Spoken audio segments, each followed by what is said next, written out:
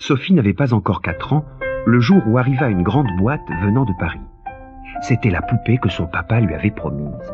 Vite, vite! Attends au moins que je défasse les attaches qui la retiennent au fond de la boîte. Comme elle est belle! Comme elle est belle!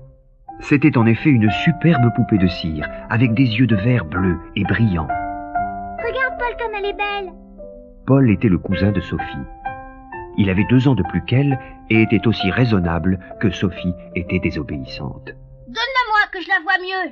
Non, tu vas la casser. C'est toi plutôt qui vas la casser. Cette poupée n'est pas très solide. C'est ma fille et je prendrai bien soin d'elle. Un tel état d'esprit chez Sophie risquait d'attirer pas mal de catastrophes. Le lendemain, alors qu'elle avait invité ses amis, Camille et Madeleine, pour leur présenter sa poupée, elle trouva en l'habillant qu'elle était un peu pâle. Ses pieds sont glacés. Je vais la mettre au soleil pour la réchauffer et lui donner des couleurs. Tu ne devrais pas. Le soleil est chaud, elle risque de fondre. Comment tu le sais? Tu n'as jamais eu de poupée? Et elle l'étendit sur le rebord de la fenêtre. Camille! Madeleine! Et elle se précipita à la rencontre de ses amis, laissant la poupée sur le rebord de la fenêtre. Il fallut embrasser la maman de Sophie, répondre à ses questions, et comme Sophie bouillait d'impatience de présenter sa poupée à ses amis, elle les laissa pour aller la chercher. Lorsqu'elle revint, elle était en larmes et tenait sa poupée à bout de bras. Elle n'a plus d'yeux! Ma poupée est aveugle! Je te l'avais dit qu'elle fondrait si tu la mettais au soleil. Ma poupée! Ma poupée! Allons, allons, je vais arranger ça. En fondant, la cire avait décollé les yeux qui étaient tombés dans la tête.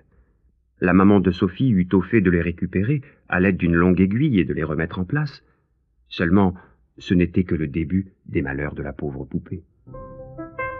Un jour, voulant la laver, elle la débarbouilla si bien que toutes les couleurs passèrent. Un autre, voulant la friser, elle lui décolla les cheveux. Et lorsqu'elle voulut lui apprendre quelques tours d'acrobatie, elle acheva de la mettre en pièces. Tant mieux, nous allons pouvoir l'enterrer.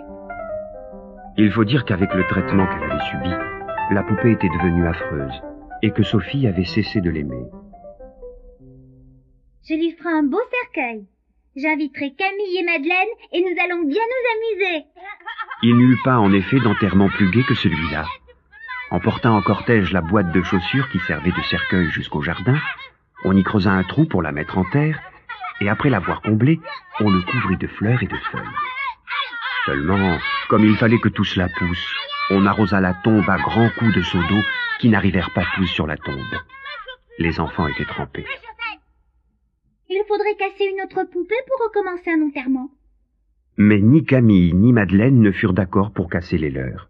Et pour s'amuser, Sophie dut se contenter de chercher autour d'elle quelques bêtises à faire.